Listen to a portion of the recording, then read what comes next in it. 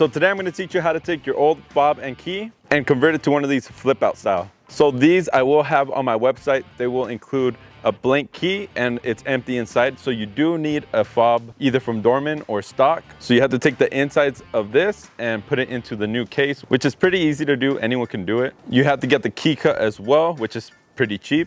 And you have to remove the infrared from the original key and put it into the new key fob. If you don't want to cut up your key, you can also do it how Project Dan H did it. That's who inspired me to make this video. He took the whole key and zip tied it under the ignition. That way the new key works without the little transmitter. Other than that, I think the key looks way better. And it's honestly not that much bigger than the stock fob. And I would suggest picking them up. I only have about 14 pairs of these. So get them now before they sell out. And the key does require a little bit of DIY, which I'm going to show you right now. So let's go ahead and get started and get the key cut first. So if you're gonna bring it to the locksmith, I would recommend taking off the little key part because the whole thing might not fit in their machine. Yeah, so the original key is on the left side and it's getting all the grooves while you push it through. Yeah. All right, so we got the key cut. So he told me to try it out before he cuts the next one. So we'll see. So obviously it's not gonna turn on since I don't have the chip, but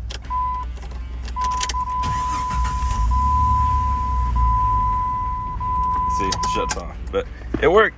Cool. All right, so we got both keys cut and it was only $3.86, so that's pretty good for both keys cut. All right, so this is my current setup. So I have the fob and the key there, and this is gonna be the new one. It will look something like this. It works good. The key comes out. My finger stopped it right there, but I got it cut already. So I'm going to show you how I did this. It's not that hard. It's pretty simple. The first step is I'm going to remove the key fob and the key from a keychain. I actually did a poll on Instagram with you guys to see if you guys prefer the classic or the new, all-in-one key. I honestly prefer this one better. It's not much bigger than the key fob. It is a little bit, but not that much. And it's all in one. So when you do take it to the locksmith, you do want to remove this little key piece. And to do that, I'll show you how to do it. You want to remove the screw up top. This is the only screw you need to remove. This will pop out. Okay, so when you take it apart, you're going to have these three pieces.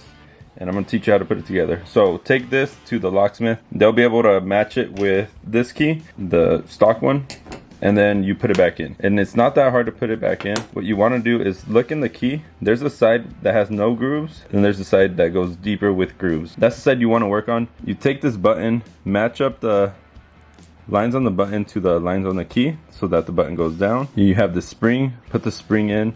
There's a side with a little tab out, so keep that one outside. And you're going to take the little cover piece. And the cover piece has this plastic in there. So you want to put the end of the spring that pops out on the groove right there. So we're going to go ahead and do that. You want to twist the plastic counterclockwise.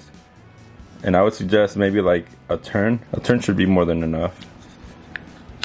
And then you just stick it in there. Maybe you could do a turn and a half, but that seems to work good for me.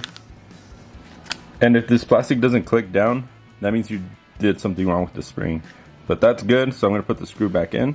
Oh, actually, I would recommend not putting this together yet. So there's different ways you could do it. You could either take out the little responder that's in here, the infrared responder, or you can just, I would suggest cutting the top piece off, putting it under your ignition. That way the key still works with the Jeep, this one here. But what I'm gonna do is I'm gonna rip out that sensor and I'm actually gonna hide it in here. That way no one can steal the Jeep. It'll be safe and we don't have to worry about it. Next, we're gonna change out the board from here and put it in here. And there are some modifications you need to do, but it's not that hard. So we're gonna take off both these screws. Don't lose the screws. These are small, so be careful with those. So that's what it's gonna look like. Next, the reason I'm replacing it too is it's all broken. This is the Dorman key fob, so I'm gonna go ahead and open this one. These are all the parts. It does look better. I'm gonna keep this one. So I'm gonna cut off that button we don't need. Take a razor blade, it just goes through the plastic pretty easy. If you have a new Dorman key fob, you don't have to do this. You could just use the plastic from the Dorman. Okay, so you got that now. We're gonna put this in place over here. Next, we're gonna take the board. These are where all the buttons are, so that side goes down. So this is what I mean by you're gonna need to do some modifications. So as you can tell right there, the plastic, it's not sitting flush around the edge. So we're gonna have to cut that plastic. So an easy way to do it, take a razor blade, just cut it around. I would suggest cutting it all the way around because even up here it gets in the way. So it should look something like that. So I took off the whole little edge piece. Okay, so still not fitting good all the way. The back of the board is actually hitting on the plastic right here. So what you can do, the bottom of the board doesn't have any contacts, so I would recommend some sandpaper and just smoothing it out. Or if you don't have sandpaper, just use concrete. Slide it back and forth. You're not gonna damage anything. All right, there we go. Now it actually went down. Next step, we're gonna remove this little metal piece and put it into this.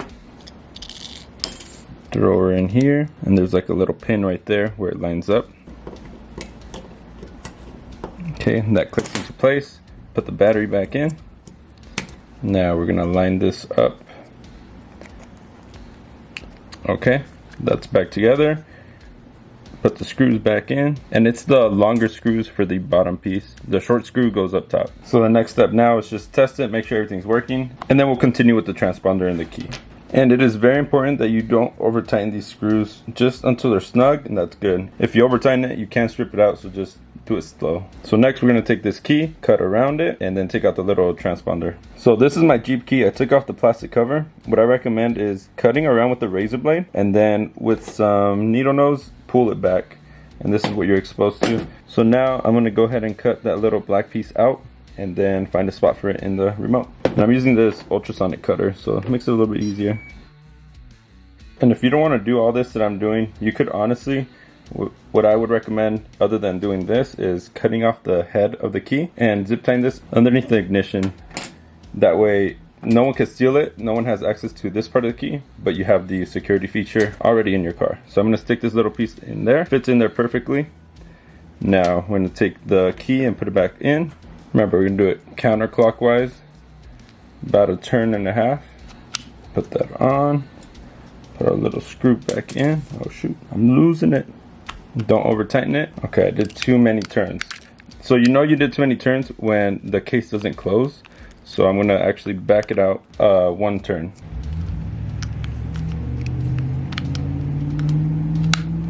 Okay, so I backed it out one turn. Now it should be closing properly. All right, so we have the transponder in here and the fob. So let's test it out, make sure it locks. It locks. Opens up. Let's go turn on the car. So here we're gonna put it in.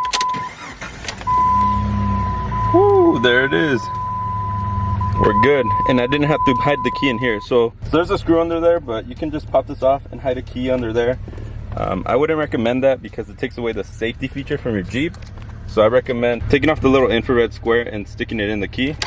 But now we're good. The key actually works good, so I'm really happy with that. So I'm editing this video and I forgot to mention, I do have a subscription box on my website, najaroffroad.com. So for this month, if you guys put an order in, you get 2 of the key fobs plus a shirt and some stickers. Every month it's something different. It's off-road related, camping related, car related, something along those lines. Sometimes it's WJ specifically related. So make sure to check that out. And with the subscription, you get all these things at a discounted rate. 1 monthly payment of $35 plus shipping, and you get $50 or more of value in the box every month. And also help us reach 6.9K. Come on, we're almost there. We will be doing a giveaway too, so be on the lookout next week. So let's hit that 6.9K by then. I hope you guys like this mod for your Jeep. Like I said, they're available on najaroffroad.com. If you guys do this mod, comment down below how it came out, if you like it, all that, share it with a friend, and I'll see you guys on the next video. Peace.